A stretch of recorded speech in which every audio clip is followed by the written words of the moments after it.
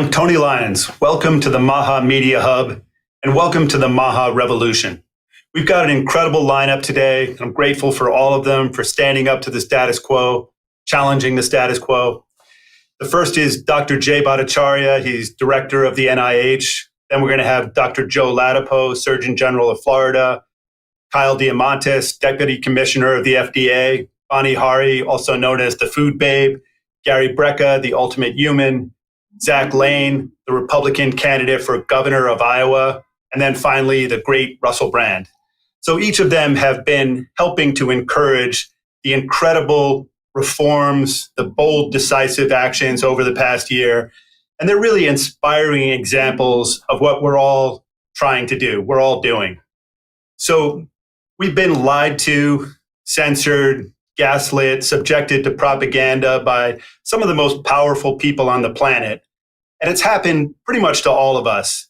We were told that the science was settled. We were told that we were anti-science, that we were conspiracy theorists, that we were the problem. And they've used every trick in the book and invented new ones to keep selling us products that don't work, to poison us, to keep us sick. But we're different. We don't want to substitute one type of settled science for another type. We want to engage in real debate. We want maximum openness to ideas, radical transparency. We want to include all voices to encourage skepticism, curiosity, questioning of authority in every way. That's what's going to make this country healthy. That's what's going to make being healthy more affordable. That's what's going to rebuild trust in our government agencies and help us to end the corruption, the waste, the fraud, the abuse that's got us into this mess in the first place. And that's what's going to take us to an end of the chronic disease epidemic once and for all. So let's get started. First up, we have the director of the NIH, Jay Bhattacharya. He was a professor of medicine, economics, health research policy at Stanford before leading the NIH. He's also the co-author of the Great Barrington Declaration, bravely standing up to the unscientific lockdown measures during COVID. Welcome, Dr. Bhattacharya. Thanks for having me on, Tony. So nice to be on it with you. Yeah, thanks for coming. Can you hear me okay, Tony? Yes. Okay. So at the NIH, the mission of the NIH, if you listen to it, it's like something everyone should agree with. It says that if you are that we should be funding research that advances the health and longevity of the American people. But if you look over the last 15 years, that just hasn't translated over. We haven't seen an advance in the health and longevity of the American people. In fact, we're in the middle of a massive chronic disease crisis, and the NIH needs to be playing a fundamental role in transforming the chronic disease crisis. The research that we do needs to actually address the chronic disease crisis. So concretely, in the 8 months I've been here, I've focused on turning the NIH to that task. Like, for instance, we have launched this Autism Data Science Initiative, where the idea is let's allow the researchers of the country to ask the questions that they just really weren't allowed to ask before about why has autism rates gone up to 1 in 31 in the population, right? As a scientist, I would love to know the answer to that question, but I don't have the answer to that question. And in part, the problem is that topics or like that had taboo areas where you couldn't tread as a scientist, or for fear of being canceled. We've changed that. By launching this Autism Data Science Initiative, we send a clear signal to the scientists of the country that no hypothesis is off limits. Let's actually get an answer for the millions of parents who are facing the problem of autism in a way that results in better outcomes for their kids, ways to prevent it, and so on. I think this one of those things where, like, you don't think about the NIH as something that as an institute that where like it inhibits research. But in many ways it was, especially during the pandemic, you saw that the NIH went after scientists who disagreed on, do the COVID vaccines prevent transmission? It didn't fund enough research on the side effects of the COVID vaccines or other vaccines. The new NIH will address the chronic disease problems of the country in ways that do not have any of these taboo areas. And to me, that's pretty much the fundamental promise of MAHA, is because MAHA needs to be based on excellent science. And if we can get scientists to do what they do best, ask questions in rigorous ways, that's how we're going to succeed in that goal. The chronic disease problems of the country are so great that it's going to require a full engagement by the scientific community, and by moving politics out of the NIH, removing taboo areas, and then focusing the sort of the vast resources of the NIH and of the scientific community on these problems. I have full confidence that we're going to be able to look back, just 4 years from now and say, well, the flatlining in life expectancy was just a thing of the past. That the sharp rise in diabetes, type 2 diabetes, the sharp rise in autism, all of those things we finally turned the corner on that, because the excellent science will be able to address each and every one of those topics. Thanks so much, Jay. Yeah, that's a great point. I mean, we really want to encourage disagreement. I mean, we want people to question everything. And that's how we're going to get the best outcomes. That's how we're going to get real science. So, we don't know what the truth is. This is a process. It's a movement to try to get closer to the truth. And that's always going to change. So next up, we have Dr. Joe Ladapo. He's been a real fighter, and he's been somebody I've been so impressed in his willingness to kind of look at things and to research things and to change his mind. And that's what we should all do. That's what we should all be open to. So he was a vocal, fighter against the oppressive COVID vaccine measures and all of the other measures that were taken then. And he's just taken some really bold actions in the last year that I think we should all be grateful for, and that he's just a great example of what's possible in this country. So thanks so much, Joe, and great to have you on. Oh, thanks, Tony. Yeah, and great to be on this call with all these folks who are in this effort we have here as a nation to, please, pursue health and stop the poisoning. And it sounds crazy that we're in a state where progress in terms of technological progress has come along with poisoning, but literally that's the state we're in with our air, with our food, with our water. And I'm greatly appreciative to all of the people who are working in these different areas. So I'll share briefly the Florida perspective, and I'll also say I just had a terrific time at the MAHA Summit with all of you a few weeks ago. That was just fantastic. So the Florida perspective. So we try to keep things busy and interesting because there's so much work to be done, as all of you know. The first thing I'll share briefly is that we're going to be leaning into this area of psychiatric medication prescriptions for children. So that's an area we're going to be leaning into. It's an area that is, really an enormous concern. Just kids are absolutely being prescribed too much of these medications too often. And, the data are showing that it seems to put them on a treadmill, if you will, of just more medications, that just getting prescribed these medications, whether it's for ADHD or other things, is a prescription for getting more in the future. So it's a major problem and has not received enough attention. And the fact that, as I've learned from many of you, that there absolutely are alternatives, whether it's changes in diet or environmental changes that absolutely help kids with these behavioral issues. Those opportunities are there. And this reflexive reach for powerful medications in very young, still evolving minds is just, it's a catastrophe. So that's an area we're going to be leaning more into in Florida. The second thing I want to mention as we're coming up into our legislative session here is the Patient Bill of Rights. So we are aiming to put an end to the discrimination of patients and families who make different vaccine choices. This extends from every family who, for example, maybe doesn't want a single vaccine to families who want all the vaccines but just want to take them on their own timetable and not necessarily with the CDC timetable in sync with that.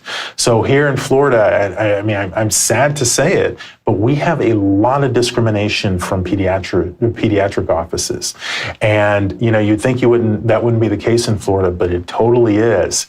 And, it's partly because the AAP, the Pediatrics Society, has really leaned into this. It's actually just in the last few years, they have basically encouraged pediatricians to exclude kids whose parents want to do an alternative vaccine schedule, who deviate at all from the CDC schedule. So we're hoping to put a total end to that. And I know parents are going to be better off for it. And the pediatricians are going to be better off for it too, because they have been engaged, sleepwalked into very unethical behavior. And then the third piece that I want to highlight that we're working toward in this legislative session is an end to all vaccine mandates in Florida law.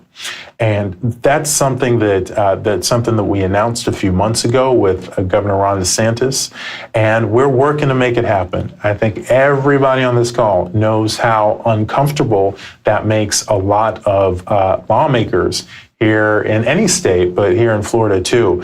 But it's the right thing to do. And this idea that forcing people to put things in their God-given body is something that we should do is absolutely wrong. I get that people have concerns, but the ends don't justify the means. We need to achieve good ends through means that are ethical.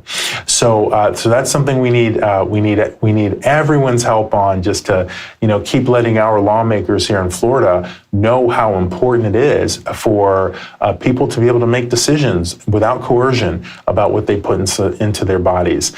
So I'm hoping that the Florida lawmakers keep hearing from all of you Floridians who are on the call about how important that is. All right, thanks. Joe. Clearly, I'm really grateful, and I'm sure all of us are, for the things that you're doing in Florida. But what we really want is for people to start doing these things all around the country. Nobody should be forced to do a medical intervention of any kind. And that's a fundamental principle, and it's so important, and we've lost track of it. So thanks so much for everything that you've done. Thanks, Tony. Next up, we have Kyle Diamantas. Kyle leads the FDA's Human Foods Program, looking at nutrition, food safety. He's the FDA's top food person, setting all of their strategic directions for food policy. So thanks so much, Kyle. Thanks for coming on. Yeah, great to be here, Tony. Really appreciate the invite. And look, I thought I would spend a couple minutes talking about where we are at FDA, where we're headed, and what we're trying to address. And look, it's no surprise that we have a chronic disease epidemic in this country. I like to call it a national nutrition crisis. We are, number one in health spend, but 46th in life expectancy. 6 in 10 of us are living with chronic illness. 1 in 3 Americans dying every year from heart disease or stroke, and 15,000 new cases of diabetes each week. So look, we've hurt ourselves. We're now the sickest generation. We're dying younger than our parents' generation. And what we're trying to do at FDA from a food perspective is really address these issues head on. There's nutrition issues, there's food chemical issues, there's microbiological food safety issues. We're trying to tackle all 3 of those and do it in a really meaningful way. I can say that the first 2 years of the Trump administration will deliver the most significant food reforms in modern history. You've already seen some of the work we've done on petroleum-based food dyes. We have dietary guidelines for Americans coming out that is a joint project between HHS and USDA. We're working on front-of-pack labeling. We're working to define ultra-processed foods. We've actually stood up for the first time in FDA history a post-market review office so we can look at chemicals in the post-market context and take action and remove those chemicals from the food supply where appropriate. We're working on a big project for infant formula with Project Stork Speed or Operation Stork Speed. And we've stood up a nutrition regulatory science program with Jay at NIH that we hope will be very successful and really help us understand some of those root causes of things like the impact of ultra-processed foods on the gut microbiome and how some of these ultra-processed foods, food additives may impact our chronic disease crisis in this country. One of the things we're really proud of that just landed this week is our GRAS reform rule finally finding its way to OMB. So GRAS reform, we've talked a lot about that in the past. That's the loophole that was created in the 1950s as part of the food additive amendments that has allowed a proliferation of food additives into the food supply without review or notification to FDA. That's where we've gotten into this place where you hear people talk about, whether it's 1,000 or 10,000 chemicals being used in the U.S. food supply. We don't have a good track of that because the GRAS loophole does not require companies to notify FDA of when they introduce a new or novel chemical into the U.S. food supply. So really proud of our GRAS reform rule. That was a big priority for Secretary Kennedy. It's one of the first things he announced when he got into office. We finally got that rule all the way through FDA, through HHS, and now at the White House for review and approval. And we're really excited for that rule to hit and open up to public comment here as soon as it gets through OMB. But, look, there's a lot of work to do. There's a lot of work to be done. And, we are applying a whole of government approach to tackling our nutrition crisis and our chronic disease epidemic. But, it's not an overnight fix, and it's not something that we can regulate ourselves out of, right? This is not a problem that FDA alone can solve. I was talking with Gary Brecka the other day about how, we regulate 80% of the food supply out of FDA, 230,000 facilities, 30,000 farms, 500 plus recalls a year. And we do all of that on a budget that's about half the size of the Dallas School District. That's our annual budget appropriated from Congress. So, we're doing this work on what I would consider a small budget for the remit we have, given our chronic disease crisis and the size of the economy that we regulate from a food perspective. So, we're not going to regulate our way out of this. For MAHA to be a successful societal movement, it requires more than just government legislation and regulation. It requires private investment. It requires consumer buy-in. Really requires that continued consumer education and engagement in the political and policy process. And I think, a lot of credit goes to Secretary Kennedy for coalescing sort of these previously disparate entities and factions under one roof to really address these issues head on. So I just want to tell people, it's not just us at FDA. It's not USDA. It's not the government alone that can solve these problems. It continues to take really a societal movement from all of us to address these issues, for you to continue to be involved, continue to be educated, continue to buy the right foods, continue to take care of your children. These are all things. It's not going to be an overnight fix. We're certainly doing our part. We're going to be transformational on the FDA perspective from the food side. But, the MAHA movement itself is larger than just government regulation and government legislation. And, I think that with that movement, with what's been coalesced under this tent of MAHA, we will continue to see changes. We'll continue to be successful in the Trump administration, and really excited about the work we will continue to do at FDA over the next 4 years. Thanks, Tony. Thanks so much, Kyle. And thanks for all the work that you've done on food dyes, on the dietary guidelines, on stork speed, on, processed foods and the connection with the gut biome problems that so many people have. Clearly, that is a big part of the national chronic disease problem. And it's just so amazing to have a government and to have people like you who are part of getting that fixed. And it's also really great to hear that there's more progress being made on the crazy GRAS loophole. It's just something that is it's just unimaginable that we could have a system like that. And it's just so important, so critical to our future to be fixing that problem. And then the last thing is that, you had pointed out how important it is to get consumer buy-in. And I think that really goes to cultural change. And we're seeing that. We're seeing millions of people change what they do on a daily basis. And, that to a great extent is on the shoulders of people like you and of Secretary Kennedy and of all the people who are on this call that, if we can change the way people think and the way people act, that might be even more important than changing laws. So thanks so much. Next up, we have Vani Hari. Vani is known as the Food Babe. She's a corporate accountability activist for more than 10 years, really fighting to get toxins out of our food. She's also the best-selling author of multiple books, just really terrific books. She's the founder of Truvani, an all-natural organic line of food and supplements. So thanks so much, Vani. Great to have you on. Thank you so much for having me. And Kyle, that was the perfect segue to what's happening across the nation right now. There is an incredible movement happening at local governments. And just yesterday, historic, first of its kind lawsuit was filed by the city of San Francisco, suing 10 of the top big food companies like General Mills and PepsiCo and Coca-Cola and Nestle and Kellanova and Kellogg's and Mondelez and Mars and Conagra and Kraft, holding them accountable for the fact that they have developed ultra-processed foods that are designed to be addictive, that's similar to nicotine because they're using the same science in the playbook as tobacco companies, having items that are targeted towards children and the marketing of it borrowed straight from the tobacco playbook, having the daily consumption of these junk processed foods normalized through aggressive marketing. And this is something that has been tied. The ultra processed food studies that you've seen come out in the last several months, tying that it is related to every single disease we face as a human population, the rising rates of obesity and diabetes and heart disease and cancer.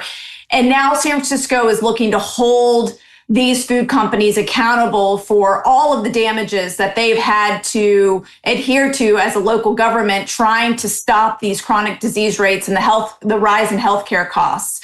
I just want to level set some of the examples of how ultra processed foods are designed to be addicting. And this is really exciting that the dietary guidelines are going to be coming out very soon. They're going to be talking about ultra processed foods. It's also very exciting that we're looking at the FDA is looking at defining these ultra processed foods and studying it more so that we can move the marketplace towards more real food. Because again, as Kyle mentioned, it's going to take more than just the government to change how we are eating and change the lifestyle factors that are leading to this rise in chronic disease. And I just want to give you some of these examples. I thought they were fun to bring today. Cheetos are engineered to melt away so that your brain thinks that you didn't eat anything. It literally is called vanishing caloric density when they look at engineering their food to dissolve quickly so the brain doesn't register the calories so that you keep reaching for more. Many of these foods are laced with MSG like Doritos and Chick-fil-A. And it's a perfectly designed blend of fat and salt and acid to keep you hooked. It's one of the reasons they give MSG to rats in obesity studies to make them fat and they keep overeating. It's the same way the food companies want us to keep overeating. The Bliss Point, the formula that maximizes cravings, is trying to achieve in each one of these situations. It's one of the reasons why PepsiCo has a robot that mimics human taste buds. I don't know how the human race can stand a chance when we are up against that kind of engineered food, how we can even barely take place in the marketplace. So it's really exciting that these lawsuits are happening because it's going to delve out this information to the public so they can make better choices. They can say, you know what, I don't want to be part of this anymore. And I think one of the main key components of the Make America Healthy Again movement is getting Americans to think differently about how they're eating, what products they're choosing, so that we can create a new marketplace of having more real food available in schools and when we travel and when we're outside of our houses and when we're on the go and we're at work and we're working, having options that aren't just Doritos and Cheetos in the vending machine. Some other things that make ultra processed foods really addictive are cereals are marketed to children because they actually stay crunchy in milk longer. And so it increases the satisfaction hit. Candies and chips are shaped to make a noise. A loud crunch boosts the perceived freshness and reward factor in the brain. And the food scientists know this. Obviously, the bright artificial colors make it look more flavorful than it is. If they didn't use those dyes, then you wouldn't eat it because it would be like, gray or brown. It wouldn't be as appealing. And so it doesn't stimulate those factors in your brain. And then the other thing is like you think of yogurts and other healthier snacks that they're trying to make like low fat ice creams and other things. Well, they're increasing the amount of emulsifiers, thickeners, sweeteners that hit the dopamine pathways similar to nicotine. And according to the study cited in the complaint, is one of the issues of what's making us so sick. So this is really exciting. I saw some comments from, I'm over now, but I saw some comments from the mayor or the person who created this lawsuit. And, they always like to take a dig at Secretary Kennedy, but I can tell you right now, these type of lawsuits and this type of movement would have never happened had it not been for Secretary Kennedy and President Trump making this a national issue. We are in a new era, and I'm so excited to be part of it. Thank you so much. Thanks so much. And those are such great points, that we're being lied to. We've been lied to for a long, long time. And people like Donald Trump, like Secretary Kennedy, and like you, frankly, represent honesty and real science and, taking back our bodies and our health, that we've got a mainstream media that is, feeding us corporate talking points, is telling us that fast food isn't quite as bad as we thought it was, that it's actually maybe okay to eat fast food. And then we've got, the New York Times telling us toxic pesticides aren't so terrible, really. Big food companies tricking our bodies, mixing up our minds, making us feel hungry when we're really full. And then we've got big pharma companies, coming out with drugs to make us feel full when we're really hungry. So, we're being lied to and played with in so many different ways. So it's great to have people like you who are telling us the truth, fighting to get people to a position where they can really make good decisions for themselves. So thanks so much, Vani, for everything. Thank you, Gary. Next up, we have Gary Brecka. He's known as the ultimate human, and he's earned this through his dedication to sharing real science and helping people to optimize their well-being, their full potential, their longevity. He's a real champion of MAHA principles, fighting for accountability from big pharma, big food, big ag, traveling around the world, giving these messages to millions and millions of people who desperately need them. So thanks so much, Gary, for all that you're doing. Of course, man. Thank you so much for having me. It's such a pleasure to be here. I had the pleasure of having Kyle Diamantas and Marty McCary in my unit here in Miami for a whole day. Yesterday, we ran two incredible podcasts. I'm actually most proud of the fact that they came in their bureaucratic Washington suits, and I threw them both board shorts and stuck them down in a 50-degree cold plunge. So Marty and Kyle did their first cold plunges yesterday. I think I've turned them into converts. But there's a parallel narrative and movement that's developing, alongside of MAHA that we haven't talked a lot about, and maybe we haven't just drawn a lot of attention to, and it's it's rogue in my opinion. The Environmental Protection Agency and some of the rather aggressive and rapid mechanisms they've used to approve these PFAS, these forever chemicals that are being applied to our food supply. I mean, there's a lot of talk about what's in our food, how is our food made, how is it packaged, how is it stored, how is it preserved. Vani, just a masterful job of talking about how there's an intentional scientific drive to actually make food more palpable, make it more addictive, dinging this RF1A2 receptor, creating dopamine rewards, which are essentially drug rewards for eating foods. But even if we clean up what is in our food, we have to talk about what's being applied to our food. You know, this is the issue with seed oils, right? Everyone thinks we're attacking the plant. We're not attacking the plant. We're attacking the distance from the plant to the table. It's the application of hexanes to degum these oils. It's the heating to 405 degrees and turning them rancid, turning them putrefied, and then deodorizing them with things like sodium hydroxide, known carcinogens, known neurotoxins. These are classified neurotoxins and carcinogens. And so now you've taken something that was non-toxic, harmless to begin with, and you've made it toxic. And, you know, I don't know that at any other time in our history, we've seen the EPA, the Environmental Protection Agency, move with such haste to protect pesticides, herbicides, and insecticides, and widen the lanes for them to be applied in mass to our foods. You know, during the government shutdown, just on the 5th of November, they approved one of the most highly persistent pesticides, which is called cyclobutyfluoram, which is usually applied to golf courses and lawns, but now is being applied in mass to cotton, to soybeans, to lettuce, to other genetically modified foods in toxic amounts, far beyond their own standard for safety. And these are in the group of PFAs, perfluoroalkyls, polyfluoroalkyls. These are forever chemicals. These are chemicals our bodies do not have enzymes to digest. They are non-metabolites, which means the body doesn't have the mechanism to eliminate the waste.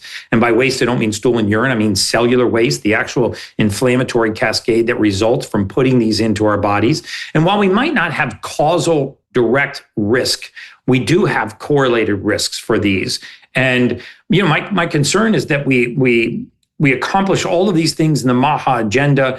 We seem to have tremendous buy-off, you know, at the height of the Food and Drug Administration, the National Institute of Health, the food safety programs, and I commend all of those actions. But to the extent that we cannot address some of the actions that are being done by the Environmental Protection Agency, in my opinion, going completely rogue and accelerating the approval of a lot of these chemicals, you know, we will lose this fight because we will not have removed the forever chemicals that are really poisoning our children and should be a part of this review on root causes of autism and neurodevelopmental diseases. You know, this cyclobutyfluoram actually breaks down into a smaller forever chemical, more dangerous chemical called trifluoroacetic acid.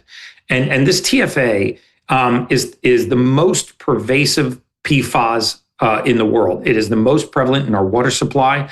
There is a lot of research that is leading us to believe that the world is about to exceed what's known as the planetary boundary threat. And this is where social health harms become irreversible, where the toxicity levels reach a point where they're no longer reversible, and this becomes a generational poisoning. So, I mean, I don't mean to sound so alarmist, but I would love to see if we could broaden our reach to our friends at the Environmental Protection Agency and maybe listen to some of their concerns for crop yields and profitability for our farmers, because we know that sustainable farming, organic farming, pesticide-free, herbicide-free, insecticide-free farming can be profitable and have similar yields to these crops that are applying all these dangerous chemicals. And I just feel it'd be an awful shame for us to have three more years of successful legislative initiatives and all this traction in the MAHA movement, only to not have stopped or addressed these PFAS that are being applied as pesticides, herbicides, and insecticides that are now it's because these lanes are being widened. They're going from golf course and lawn treatments to treatments that are being applied to our most genetically modified crops, which are always also the most highly consumed crops. These are grains, wheats, flours, rye, barley, hops. You know, that is in just about everything, beer to all of our grains, all of our cereals. I wanted to raise that, because I know that Kyle offered to bring some of these folks into, the MAHA movement and onto the MAHA call. But to the extent that you have relationships with them, let's make a concerted effort as MAHA Action to reach out to these folks, hear them out, and talk about solutions that might be anything other than widening the lanes for these forever chemicals that are really wrecking our cellular biology. And I am ending right on time. So I should get a cookie or something. You definitely should. Gary, thanks so much. I mean, that's a great point, that there's been a ton of progress, but this is a never-ending battle. And there's so much more to do. And there is so much corruption. It is really a never-ending battle against corruption. And it's just relentless onslaughts. And we want to be on the side of healing. We want to be healers. And like President Trump says, we need to fight, fight, fight. And we need to keep making progress. And we need to hold the people accountable who are, leading us to these setbacks. And there have been some setbacks. So, we're going to keep on pushing. We want to make this country healthy. We want to make everybody in this country healthier. And it's not going to be easy. Make no mistake. This is a real battle, and it's endless. And we can do better and better and better. And that's what we really have to do. So next up, we have Zach Lane. So let me just say a couple things. At MAHA Action, our mission is clear. We want to make America healthy. And, to do that, we have to sustain this commitment for the long haul. And to do that, we really have to have dedicated leaders. And, that's going to be at every level of government, from Washington to state capitals across the country. And that's why we're really excited to announce our endorsement of Zach Lane for governor of Iowa. He's a sixth generation Iowan, and he's a farmer, a businessman, and he's worked, for his whole life, and his whole family has, to pass down through the generations the principles of healthy farming. Zach's vision is simple but powerful, and it's a MAHA principle, and he wants to make Iowa healthy. And it is not a healthy state, and he is going to push to really make that happen. And his plan takes direct aim at the corporate agriculture and pharmaceutical companies there that have undermined family farmers, family values, and compromised the health of the people in his state. So he stands for family farms, traditional values, for real investment in the most important resource that his state has and that the whole country has, and that is the people of this country. We cannot have a healthy country without healthy children, without a population that's healthy. So this race is a national problem. It's a national race, and it's critical for the MAHA movement. And victory here will demonstrate that we can rebuild, values that will make this country healthy. So join us in trying to make this happen. Share this message, contribute whatever you can to his campaign, volunteer your time, keep this movement surging forward. I'm really, really happy to welcome Zach Lane. Hey, thank you, Tony. I gotta say, this is a big honor. And Tony, I'm just so thankful for what you all have done with MAHA, you and Lee and the team and Kyle, to start to bring this to such a mainstream place. And I got to say, I was listening to Gary and Vani talk. And when you hear about these things that are going on, when you hear about the chemicals being added to food, how just even the Cheeto piece that she talked about, I think sometimes you just have to sit back and ask, why? Why is this happening? And I think Bobby Kennedy said it very well in a podcast I listened to, is that we are in a spiritual battle for the future of our country and our children especially. And that you're right, we cannot stop fighting for this, because this is one of the most foundational pieces that we have to fight for. And so I think for the people on this call, I just want to tell a little bit about my background and my journey. I mean, a lot of my adult life has been intertwined with what is now known as the MAHA journey. I can remember 15 years ago when I developed an autoimmune condition. And after developing that, I remember somebody saying to me, have you thought about what you eat? And I think, like so many Americans, the answer was no, I hadn't thought about what I eat. But at that point, I read this book. I think it was a book a long time ago, something about maybe it was the Whole30 diet. And I tried this, and not only did I feel much better, but the autoimmune condition I had improved. And I think that really opened my eyes to this idea that the world isn't exactly how we see it. And I think that cover has been blown off of that. The world is not at all as we've been taught to see it, or we've been maybe propagandized to see it. And that the next thing on my journey came when it was time to decide, what are we going to do when it comes to childhood vaccines for our kids? And understanding that, there's a very large system that makes it almost impossible, or at least it did back then, to be somebody that was going to, object to that. And so we had to fight that battle too.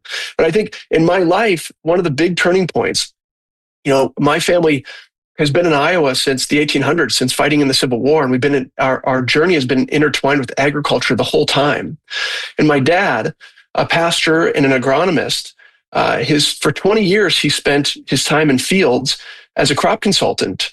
And when he was doing that, I would go with him on these four-wheelers. We had, nets. We'd go out and catch bugs to see what the pests looked like, to see what the weeds looked like. And then he would write a detailed report to the farmer saying, this is what you need to apply. And he applied what he was told would work. And after doing that for 2 decades, he developed the exact type of lymphoma that's been implicated in the lawsuits that we've seen. And I think these have been very informative moments in my life, and they instruct how I look at the world and how I look at the problems that our state's facing too. And, Tony, you touched on this, but today Iowa has more cancer than ever anywhere in the history of human civilization. Matter of fact, in the top 10 counties in Iowa, all the top counties of cancer in the state of Iowa, they're all rural counties with the highest level of cancer. And if you live in one of these counties, your lifetime chance of getting cancer is 1 in 2. 50% is your lifetime chance. And so then you look at what's happening with the heritage and the culture. I often tell people that my campaign is really about restoring the culture and the heritage to our state, but it's not just that. It's more than that, because when we look at our country, these things are not just happening in Iowa, but they're happening all over the country. Iowa alone in the past 20 years has lost 10,000 family farms. In that same time, the suicide rate amongst our farmers went up by 50%, and no one's talking about it. And so a quarter of our land, 25% of Iowa's land, is now owned by out-of-state investors and funds that treat Iowa like an annuity. They keep our young farmers off of the ground. They raise our rental rates. They inflate the valuations. And I just tell people often, this is not a normal progression. This is not how it's supposed to happen. And when you look at why this is happening, when I was growing up in Iowa, there were 300 companies that were selling seeds and inputs to farmers. Today, there's 3 that make up over 85% of the market. They treat our farmers as price takers. They set the pieces of the game for the farmers. They're extorting them. Anytime the crop price goes up, they raise their input costs, even though there's not a correlating factor. Matter of fact, just in 5 years, nitrogen fertilizers went up by 150%, while the corn price has been down 2%. We are at a point of crisis in our communities and in our farms. And Gary said it correctly. Our family, as I mentioned, came here a long time ago, 1900. My great-great-grandfather built the farm that became our homestead. And in 2005, like the story is all over the country, my great-grandmother passed away and the farm was sold out of the family. In 2014, I was able to buy this farm back. And since then, my wife and I have rebuilt the farm board by board with our kids. And we've also became the new stewards of the land that my family had been farming for over 100 years. And we do farm regeneratively. We don't use any of these products that you hear about. And the big thing I want to tell farmers too is that we are able to do that and make a profit. My whole goal here is to see a resurgence and a revival of our rural communities, our family farms, so that we can use Iowa as the model to do the same restoration around the country. But right now, because of what's happening with the consolidation in our agriculture markets, and it's not just that, but that's one of the biggest parts. We have to break these companies up, and these companies are acting as monopolies. Politicians have had their head in the sand for far too long. And because our farmers are kept on razor-thin margins, they can't experiment with other practices. I know many farmers that would like to experiment with other practices, but when you're operating at margins that are break even at best right now, your appetite to experiment is very low and you can't take any risks. And so I think we have to look at this as a spiritual battle and look at this as we're trying to be the vanguard for the next generation to help young people be able to get onto farms and experiment with new practices and rebuild the health of our communities. Right now in Iowa, Des Moines, Iowa has the world's largest nitrate removal system on its water supply. And we still, last summer, had a boil water notice in our state. We can do far better than this. We know how to solve these problems. But as in so many of these things that Vani and Gary and others talked about, there are powerful interests that are fighting against this. And they're fighting against the way of life that we hold dear. And I'm here for that purpose. I'm here because I truly want my children and my grandchildren to stay and grow their families in a rural community in the state of Iowa. And I want to help the country see how we can do that. So I'm honored to have your endorsement. I'm honored to be a part of the MAHA coalition. And thank you all for your support. Thanks, Zach. And let me just say that I think you're really right, that much of this really is simple and it's personal. So, people should question everything that they're told.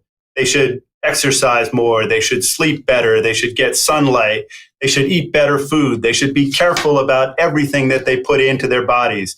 They should vote for candidates who care about our health and who care about our children's health. And, I hope that people will vote for you and for candidates like you. And, so proud to endorse you. Thanks for coming on the call and hope to see much more of you. Thanks, Tony. So, next up we have Russell Brand. He's been on lots of these calls. And I just want to say that I'm really grateful for Russell being a MAHA evangelist, a MAHA missionary. He's the poet of health, all kinds of health, physical health, spiritual health. He's just doing great things and really helping us in ways that nobody else can help us. So thanks so much, Russell, for coming on time after time. I'm most grateful to be all. Lovely to hear, as always, Gary Brecka and Zach's contributions and the other great contributions that you offer. I was thinking just then, Tony, about the principle of brokerage. When Gary said that the problem is not necessarily seed oil in so much as the plant is inherently problematic. It's just the distance between the plant and the table and the process. I was thinking that there is a great deal of brokerage that we have to deal with. Information is brokered often by centralized or censorial organizations. Through bureaucracies and through commercial interests, food and pharma are brokered prior to achieving their intended task. Democracy itself is a system of brokerage that perhaps is one that could afford some amendment. Thinking about the foundation and founding principles of your country, it seems that uppermost in the explicit declarations were freedom, that we ought be free. And it's difficult for us to be free when our lives are continually subject to brokerage of various agencies that we've been schooled, understandably, not to trust. In the content I make these days, I speak with controversial people. And what does it take to be controversial these days? Often it's just telling the truth. And indeed, even if someone like Zach is successful in his political pursuits, you know that people are going to say he's controversial.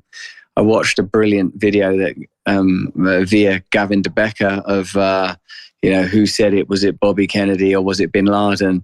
And even Secretary Kennedy was unable to identify which hyperbolic statements were condemning him and which Osama bin Laden. Some of them you'd think, that's got to be bin Laden.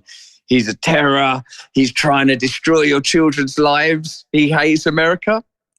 Bin Laden? No, that's still Bobby Kennedy.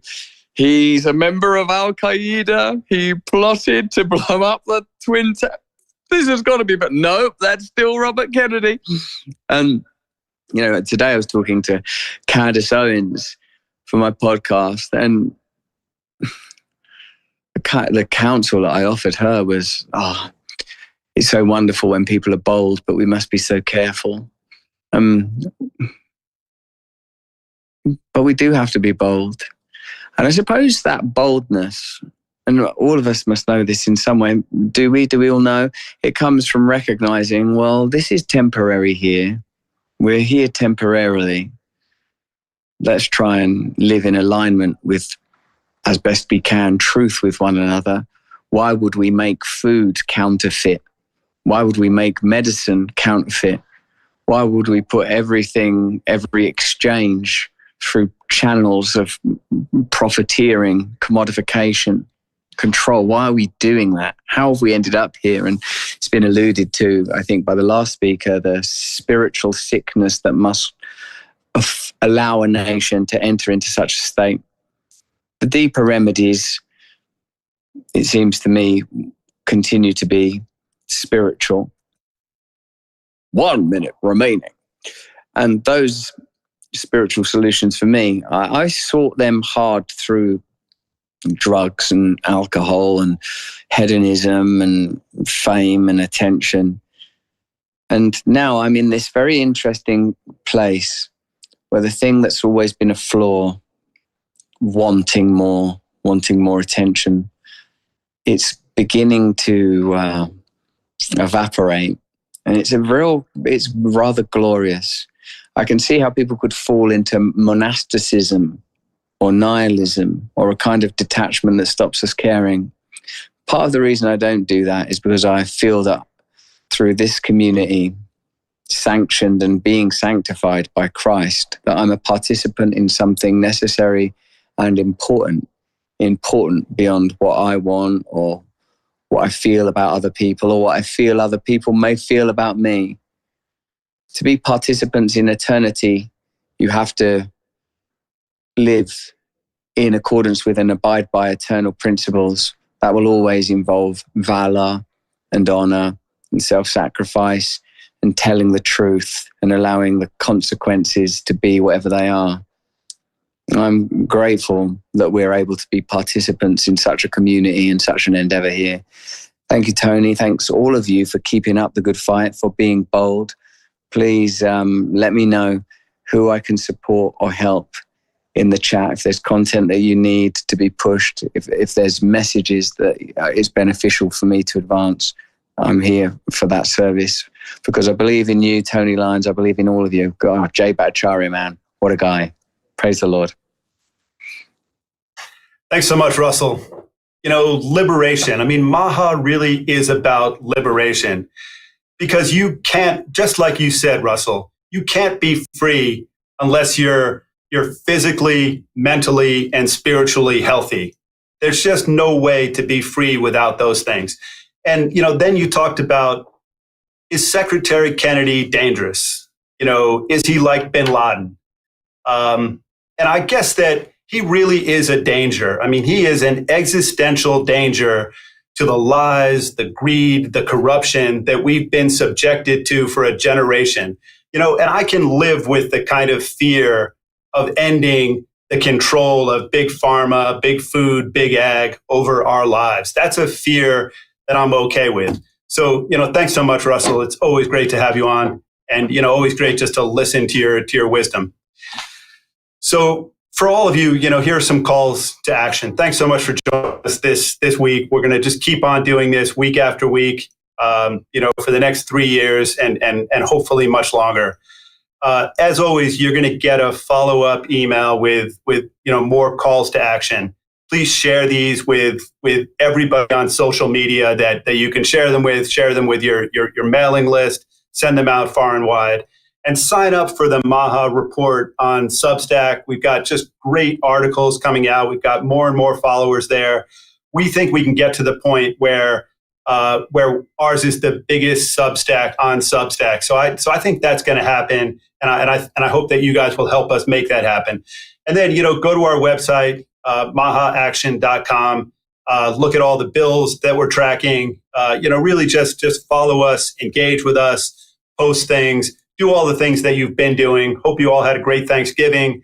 And, you know, please follow Zach Lane, read about him, learn about him, and encourage people in the great state of Iowa to vote for him. Thanks so much and have a great weekend.